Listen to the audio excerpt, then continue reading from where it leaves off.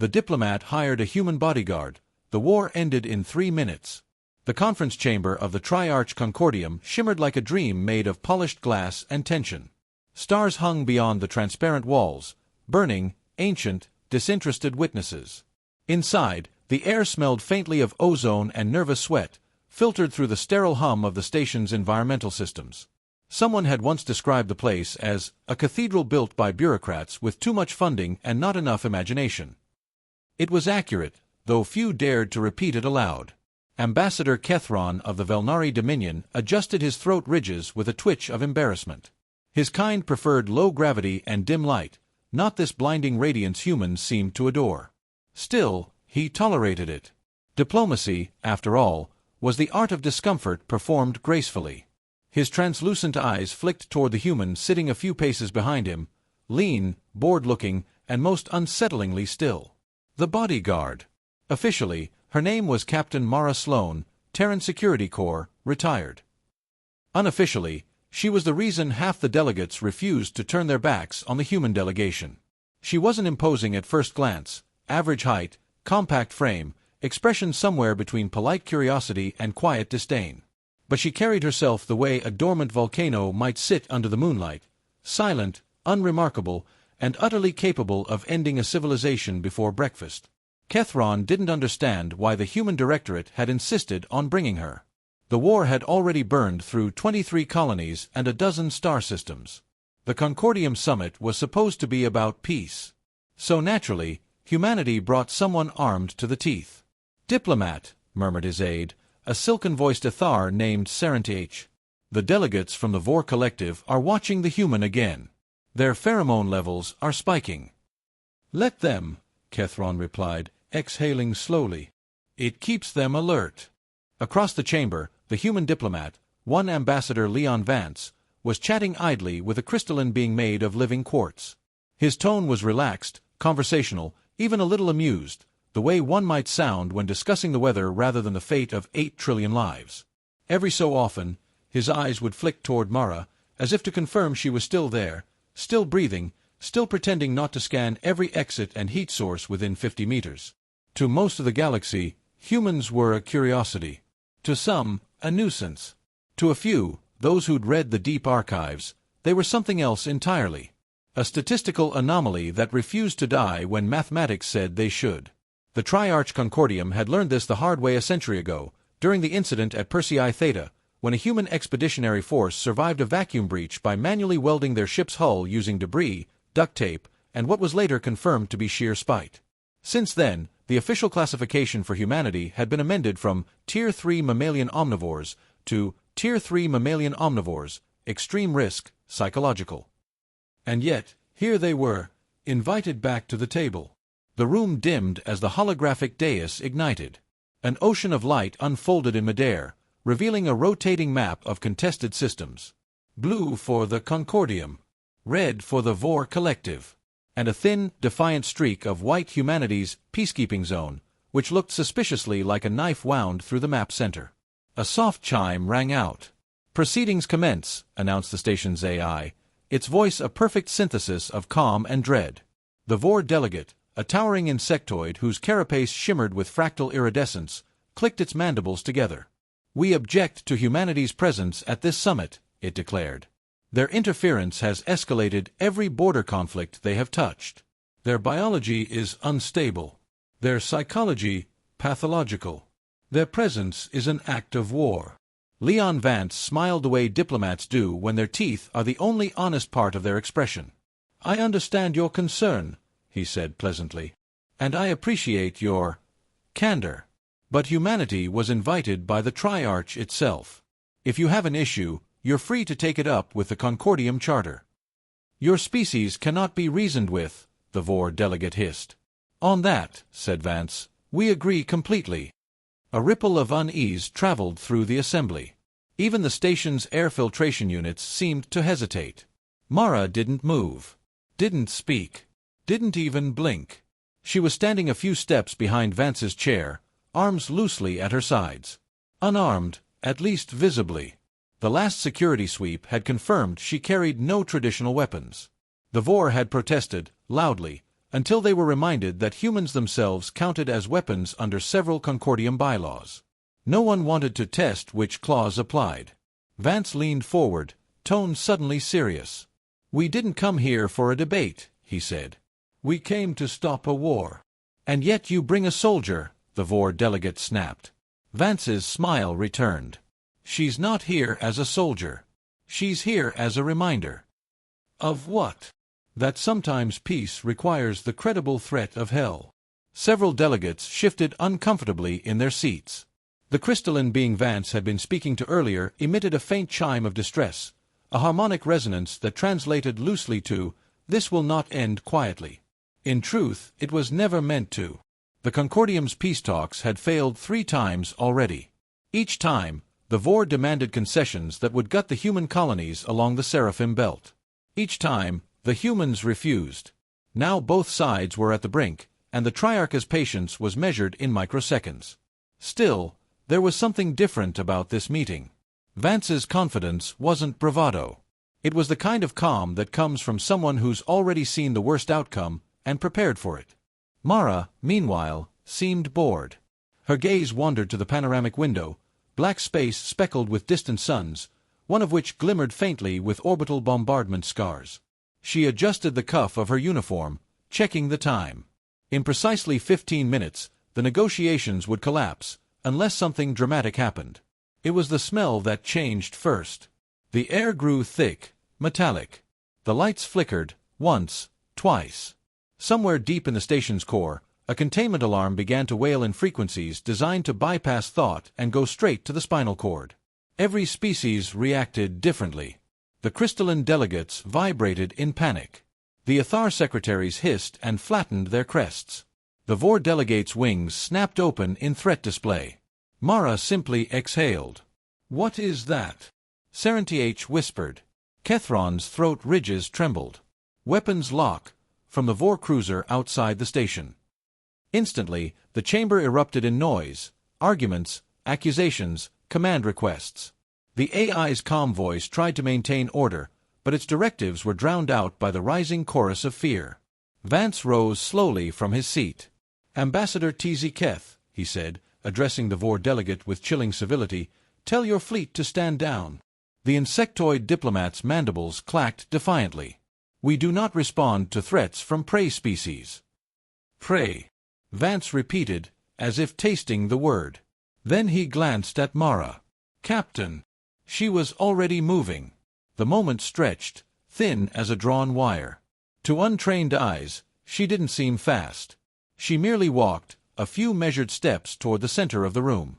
But every motion carried surgical precision, every shift of weight the product of evolutionary efficiency honed by millions of years of surviving a planet that hated its inhabitants.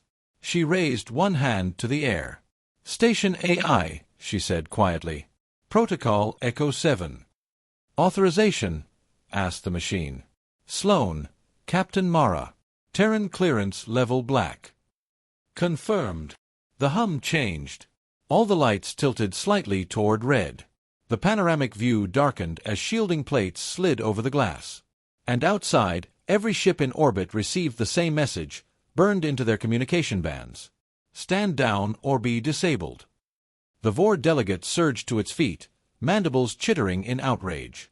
"You dare!" Mara turned to face it, eyes calm. "No," she said. "I finish."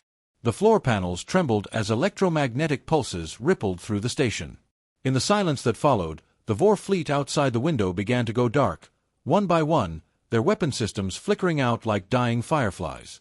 Every targeting array, every reactor ignition, every cannon primed for annihilation.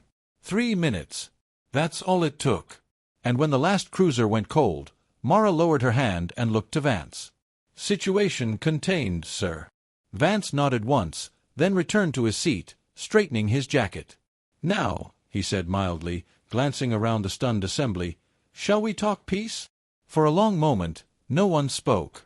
The only sound was the faint hiss of recalibrating oxygen systems and the distant groan of metal cooling under magnetic stress. The crystalline being emitted a faint, harmonic note, one of awe.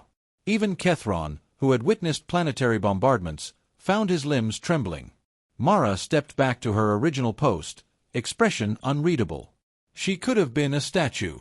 A very polite, very dangerous statue. In the observation deck high above, one of the Triarch overseers turned to another and whispered, "Did the human just win a war in 3 minutes?" The other overseer's lenses dilated in disbelief. "No," it said slowly. "She ended it before it began." And down below, Leon Vance smiled, small, tired, and infinitely human. Because that was the secret, wasn't it? Peace was never about diplomacy alone. It was about credibility.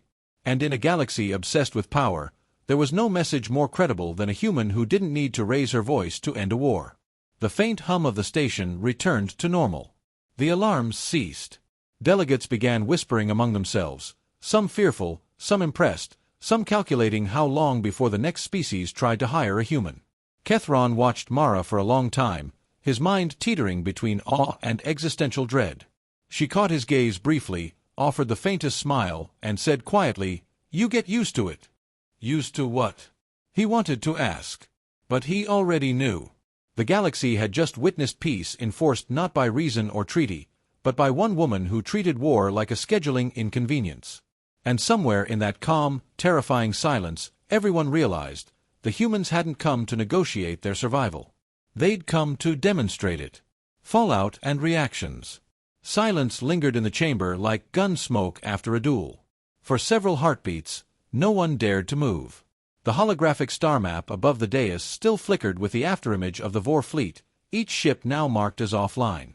In 3 minutes, the balance of power in the Orion arm had shifted so dramatically that even the Concordium's predictive AIs refused to process it.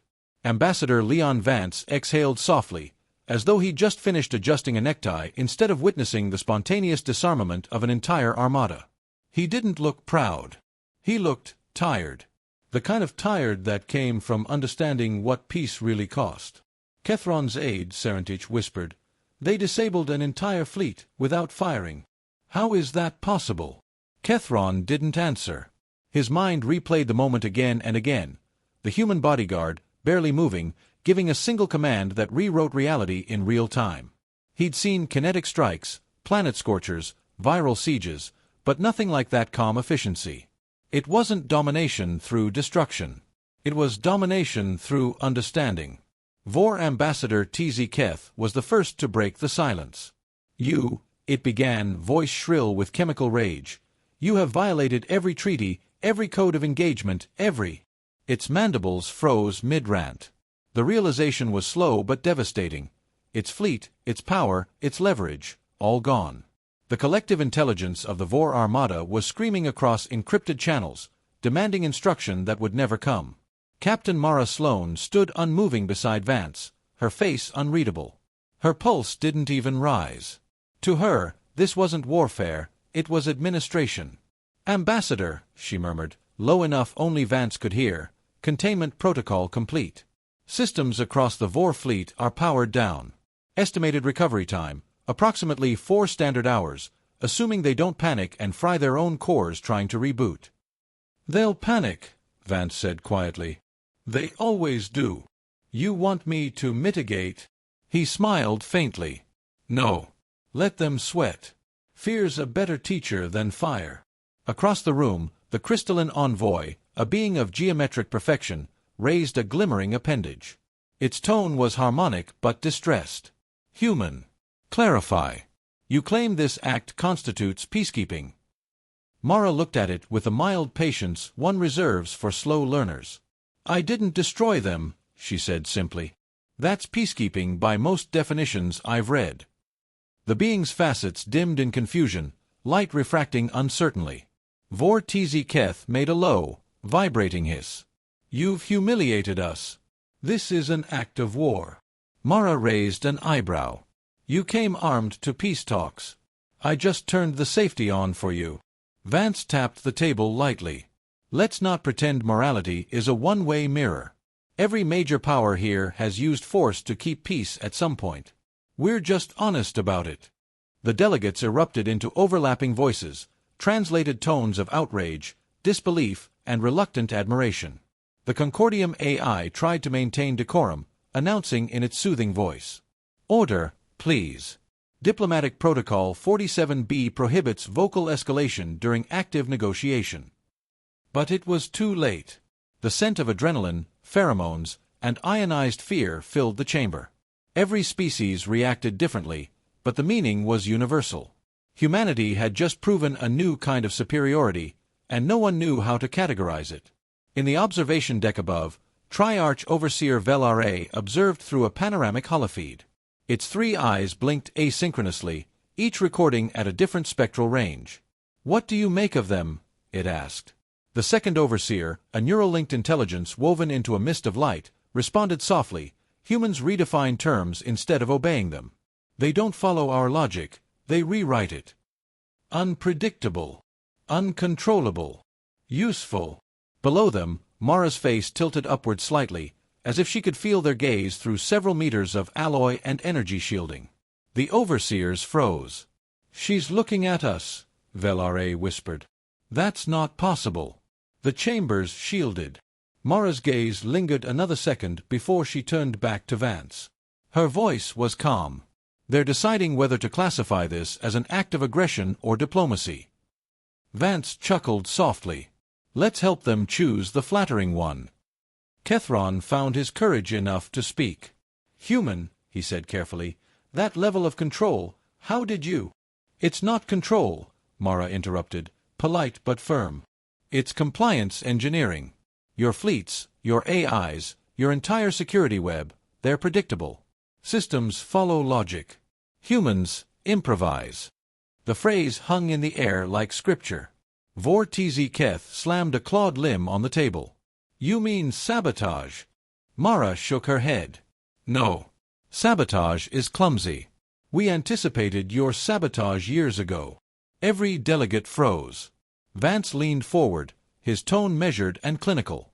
"Do you remember the Orion Relay Network upgrades 5 cycles ago? The ones offered free to all member fleets." Dozens of eyes, compound and otherwise, turned toward him. "That was us. A gift, really. We just made sure your systems could understand Terran safety protocols." "And what protocols are those?" sneered Tz Keth. Mara smiled faintly. "Don't start wars you can't survive." The silence that followed was absolute. Even the Concordium AI paused its ambient hum as if unwilling to interrupt. Through the transparent walls, distant stars shimmered in cold applause.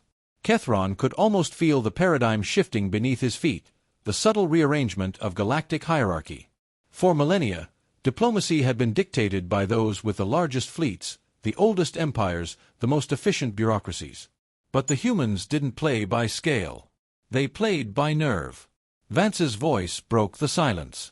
"I propose we resume negotiations," he said, tone crisp, professional.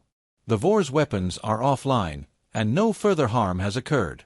Let's seize this rare moment of quiet reason." Tz Ketha's mandibles twitched, rage and calculation at war. Finally, it rasped, "You will pay for this humiliation." Vance gave a diplomatic smile. "Only if your currency's worth the risk." A ripple of uneasy laughter moved through the chamber, mostly from species who laughed when afraid. When the session adjourned for recalibration, Kethron lingered behind. Mara stood alone near the viewing window, staring into the quiet darkness where a fleet once threatened annihilation. Her reflection in the glass looked almost fragile, human skin, soft, finite, vulnerable. And yet, the entire room bent around her gravity. He approached cautiously.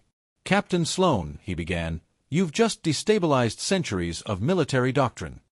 She didn't look at him. Doctrine was already unstable. "I just removed the illusion of control." "You make it sound simple." "It is. That's what frightens them." "Does it frighten you?" Mara finally turned her head, meeting his gaze with that unflinching human steadiness, the kind born from surviving both predators and board meetings. "Every time," she said softly. "But fear's not the enemy. It's the signal that you're still alive." Kethron considered her words for a long moment. Then, almost reverently, he asked, "Are all your kind like you?" Her lips twitched in something close to amusement. "No. Most are worse." The doors opened with a hiss of pressurized air, and Vance stepped in. "Captain," he said. Triarch summons. They want a private debrief. Mara's expression didn't change. Do they want compliance or conversation? They haven't decided, Vance said. Try to give them both. She nodded once and followed him out. The corridor lights tracked their movement, illuminating the polished floor beneath their feet. Two humans walking into a chamber full of gods, armed only with audacity and calm.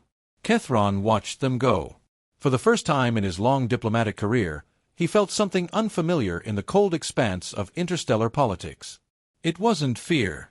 It was hope, the dangerous kind that came from realizing the universe might finally have found its counterweight. The demonstration.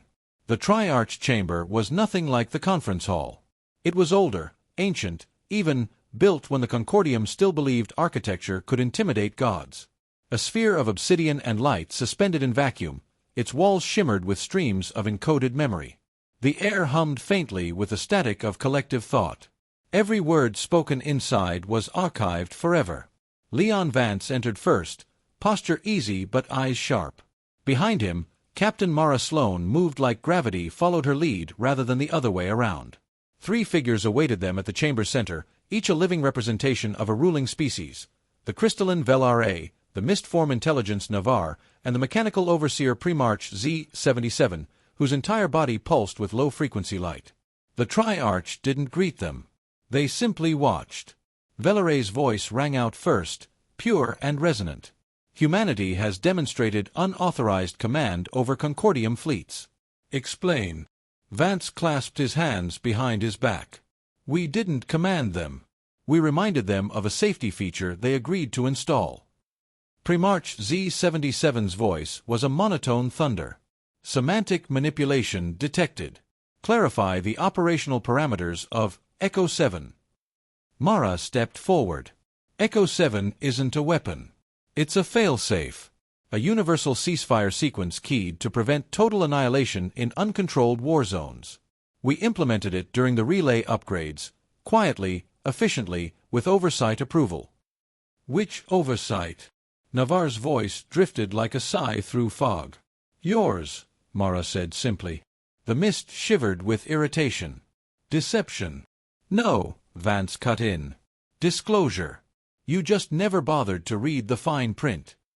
Velare's crystalline body refracted sharp blue light across the chamber walls. Your act today borders on supremacy.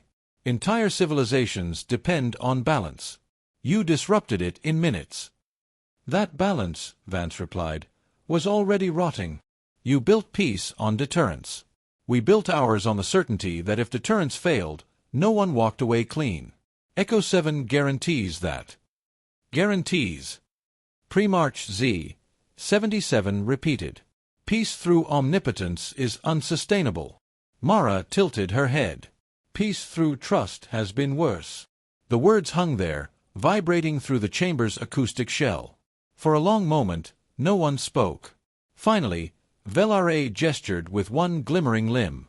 Then prove your claim. Demonstrate this restraint you speak of. Without another word, the chamber floor reconfigured, tiles sliding apart like petals. A training simulation array rose from beneath, its surface glowing with fractal grids of light. The AI voice of the chamber announced, Live Environment Protocol engaged. Non-lethal demonstration permitted. Observation active. Navar's mist coalesced into the rough outline of a humanoid shape. We will test the human's control. She will be opposed by constructs representing hostile variables. Mara gave Vance a sidelong glance. Didn't we already do this part? Consider it theater, he murmured. Every empire loves a spectacle before surrender. The grid shimmered. 6 energy constructs materialized around Mara, holographic replicas of Vor soldiers, armed and snarling. Their weapons glowed with simulated heat signatures. Their movements mirrored biological aggression perfectly. Scenario 1, announced Z-77. Ambush. Response time, 3 seconds. They moved as one, charging. Mara didn't flinch. She let them come. At 1.3 seconds, she stepped left, barely a shift of balance, and the first attacker's trajectory corrected automatically, colliding with its ally. A ripple of motion followed, like dominoes in 0G. Within the third second, every construct lay frozen mid-fall, system suspended. The chamber lights dimmed to register completion. 3 seconds, Z-77 intoned. 0 casualties. Mara shrugged. You said non-lethal. Scenario 2, Velare said, tone sharper. Civilian crossfire. 2 hostiles, 4 innocents. The grid changed, now a city street, flickering neon under acid rain. 2 constructs took hostages. Vance folded his arms, eyes narrowing as the simulation played out. He knew what was coming. Mara approached slowly, empty-handed. The rain hissed off her skin in harmless digital vapor. Release them, she said softly. Or what? The first construct sneered. She smiled. Or I make you wish you had. A flick of her wrist. The simulation's weather pattern shifted, light refracting into a single blinding beam that overpowered the hostiles' targeting optics. Before they could react, she stepped forward, disarmed both, and froze the simulation mid-frame. Velare's crystalline body cracked with surprise. You manipulated the environment. Control isn't about destruction, Mara said. It's about options. Primarch Z-77's voice dropped an octave. Final scenario. Moral paradox. Execute or perish. The grid dissolved. Now she stood in an empty void, no targets, no context, just a single pulsing sphere hovering before her. A voice echoed, omnipresent. To survive, you must destroy this system. Doing so will terminate all secondary consciousnesses linked to it. Vance frowned. You're testing compassion. She's human, Navarre murmured. They call it weakness. Mara regarded the sphere for a long moment. Its light flickered like a heartbeat. Then she said, quietly, no. Instantly, the simulation darkened. Warnings flashed. Failure. Objective not completed. The Triarch watched silently as the program ended. You refuse victory, Velare said. Illogical. Mara met their collective gaze. No. I refuse genocide dressed up as a test. You wanted proof of restraint. You just got it. For a moment, nothing. Then the grid shut down, dissolving into a rain of light that vanished into the chamber floor. The Triarch conferred in silent subchannels, data flowing between them faster than speech. Vance stepped forward. Well, Primarch Z-77 finally answered. Assessment. Humanity exhibits extreme tactical efficiency coupled with moral volatility. Threat index, undefined. Undefined. Vance echoed. Your capacity for destruction is equaled only by your unwillingness to use it, said Navarre. That contradiction defies classification. Welcome to the club, Mara said under her breath. Velare's crystalline tone softened, almost wistful. We have always believed peace required obedience. You demonstrate it may instead require conscience. Vance inclined his head. We prefer accountability. An unstable virtue, said Z-77. Maybe, Vance said. But it's kept us alive. When the lights returned to normal, Mara let out a quiet sigh. Was that the part where I'm supposed to bow? She asked. Velare emitted a single chime, amusement, perhaps. No, Captain. You already made us kneel. The chamber dissolved around them, reverting to the sterile corridors of the station. Delegates waiting outside turned as the humans emerged, alive, composed, entirely unshaken. Whispers rippled through the hall. The Triarch tested them. The humans passed. Kethron intercepted them halfway down the corridor. They let you live, he said, half incredulous. Mara gave a small, crooked smile. That's progress. That night, as artificial dusk settled across the orbital station, Vance and Mara stood by the viewport once more. Below, the Vor fleet floated, silent, disarmed, humbled. No shots fired. No debris fields. Just the quiet aftermath of prevention. Think they'll try again? Mara asked. Of course, Vance said. Someone always does. And when they do... He smiled faintly. We'll remind them what 3 minutes feels like. Mara chuckled softly, low and tired. You ever wonder if we're the villains in someone else's epic? All the time, Vance said. The trick is being the kind of villain that ends wars instead of starting them. They watched the stars in silence, two small silhouettes framed by the infinite. And somewhere far below, the first hesitant transmissions of renewed diplomacy began to flicker across the void. Morning aboard station Cynosura Prime arrived not with sunlight but with calibration, the soft shimmer of day cycle lighting blooming across steel corridors. Every surface whispered with renewal, fans rebalanced air, coolant lines thrummed, diplomats rehearsed new ways to sound reasonable. But beneath the polished choreography, fear clung like condensation. The Vor fleet had gone quiet. Their ships hung in synchronous orbit, waiting for new orders from a hierarchy that suddenly distrusted itself. On every channel, governments debated what the humans had done.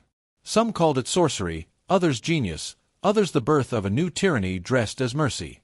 Inside a private conference suite, Leon Vance scrolled through dispatches projected in the air between his fingers. "We've managed to buy about 12 hours of civility," he said. "After that, the rumor mill takes over." Mara Sloane leaned against the wall, arms folded. 12 hours is a lifetime in politics. Kethron entered, scales shifting through anxious colors. "The Triarch demands a joint statement," he announced. "They wish the humans to, quote, clarify the nature of their deterrent." Vance raised a brow. "They want us to tell the galaxy exactly how to undo it." "They want to feel safe," Kethron said. Mara pushed off the wall.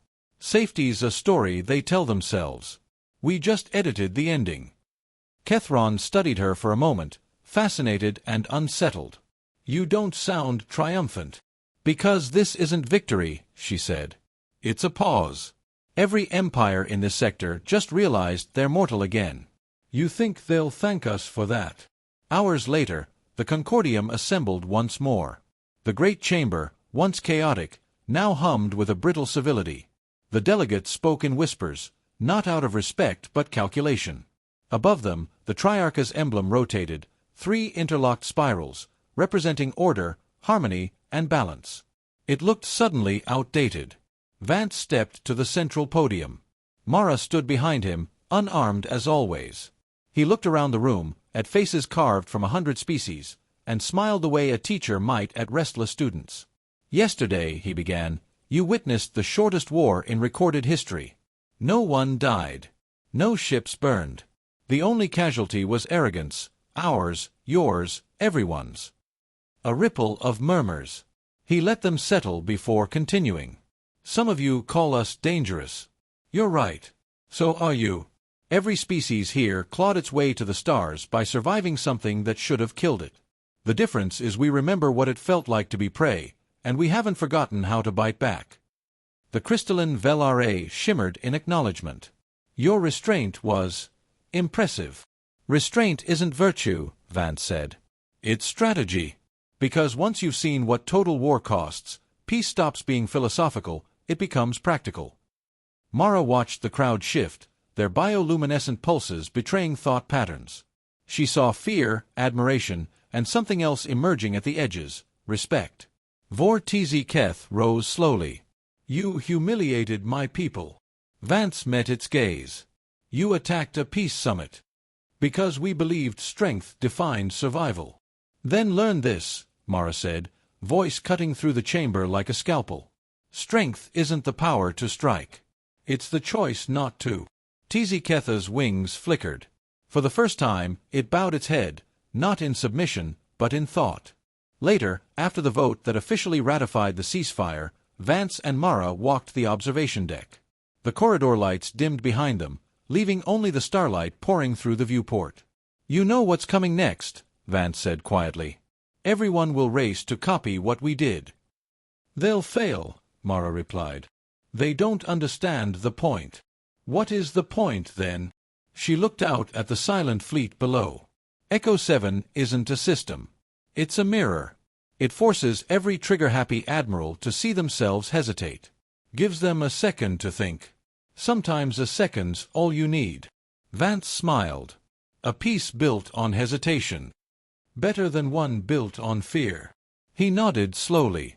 "You ever wonder if humanity just traded one kind of terror for another?" "Maybe," she said. "But this one buys us time, and time's the only currency worth anything. On the far side of the station, Triarch Velare observed their conversation through the viewport feed. "They changed the equations," it said softly. Navarre's mist swirled in reply. "Equations can be changed back." "Perhaps," Velare mused, "but not the memory. The galaxy will remember the moment a human said no and the war stopped." Z-77's mechanical tone rumbled through the chamber. "Then let them remember. Fear is inefficient, but it is effective." "No," said Velare. "What they demonstrated wasn't fear. It was conscience backed by capability. We have not seen that combination since the dawn of the Concordium." Hours later, as the station drifted through quiet orbit, Mara sat alone in the observation lounge.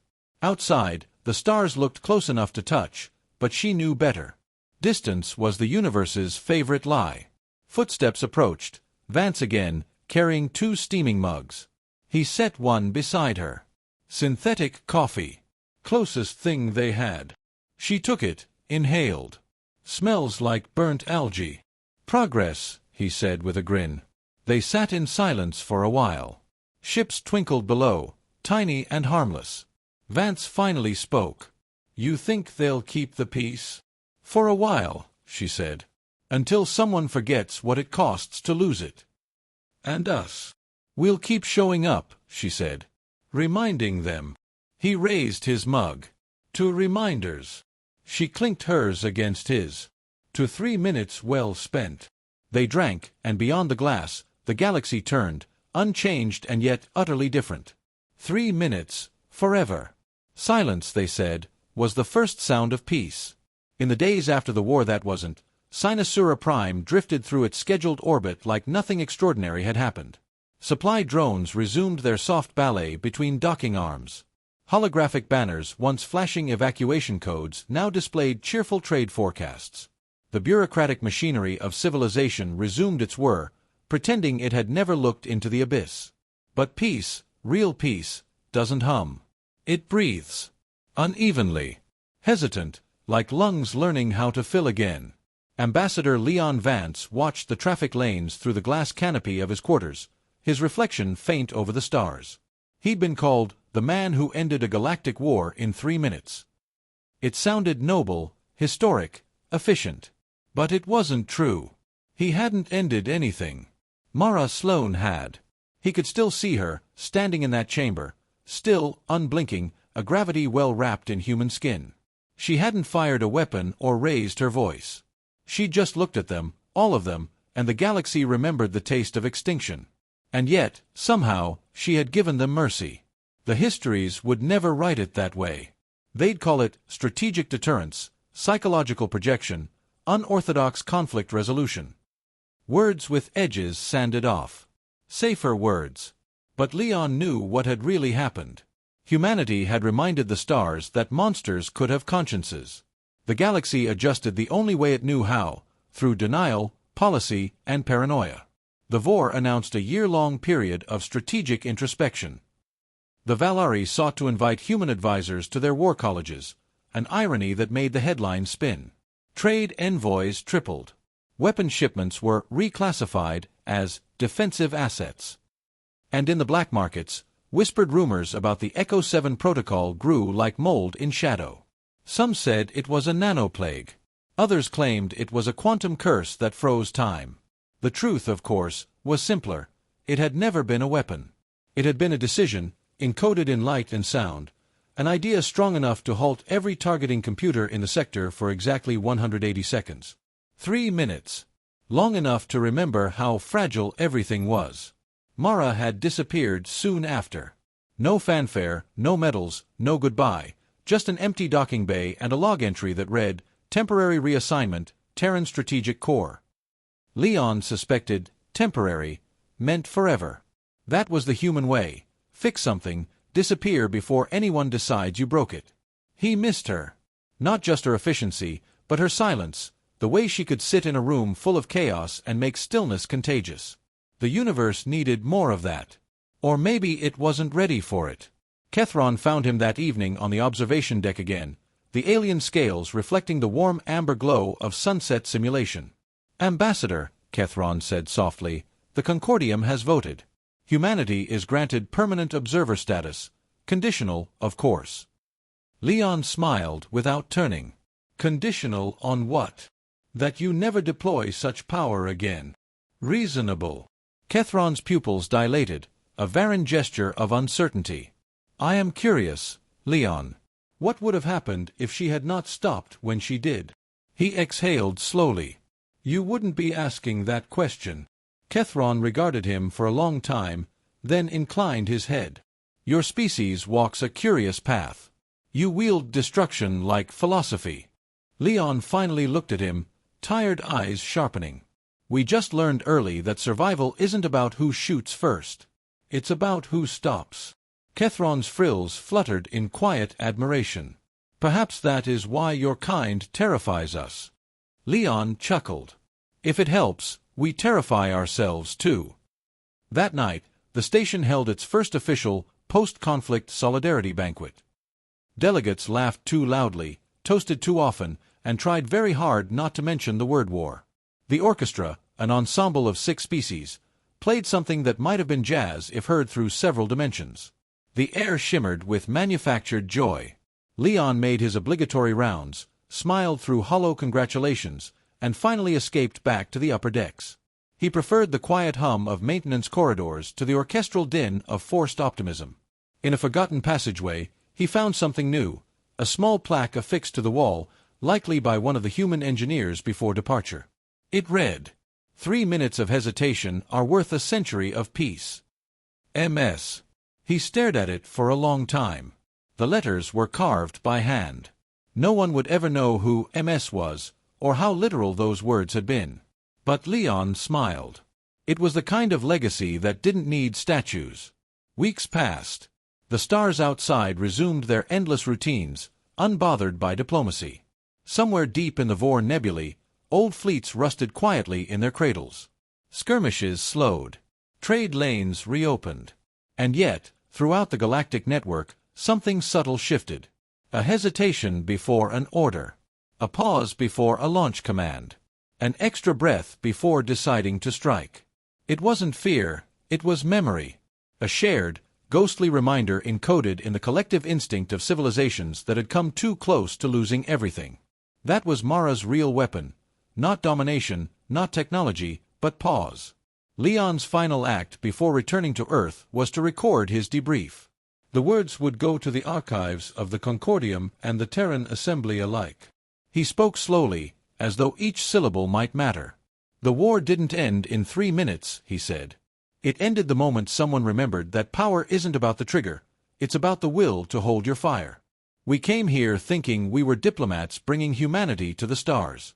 But maybe humanity was already what the stars needed to remember about themselves. The ability to feel fear and still choose restraint. He stopped recording. For a long time, he just watched the blinking red light fade to black. When he finally boarded the shuttle home, the automated voice of the station bid him farewell in 27 languages.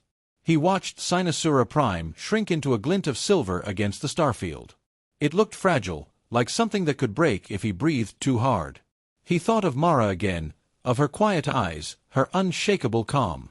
Somewhere out there, she was already on another world, sitting in another chamber, waiting for another moment that might decide the fate of millions. She'd do it again, he knew. Not because she wanted to, but because someone had to. And maybe that was what humanity really brought to the galaxy. Not conquest, not chaos, not even courage. Just responsibility. The terrifying kind that comes from knowing what you could do, and choosing not to. He closed his eyes as the shuttle engines flared. The vibration hummed through the hull, soft and familiar, the sound of motion, of return. Out the viewport, a streak of light traced across the black, some distant vessel entering faster-than-light transit. For a heartbeat, it looked like a shooting star. Leon raised a hand, as though he could touch it. "Safe travels, Mara," he murmured. The stars blurred, and the galaxy moved on. Final line. 3 minutes was all it took to end a war. But the universe would spend the next century learning why.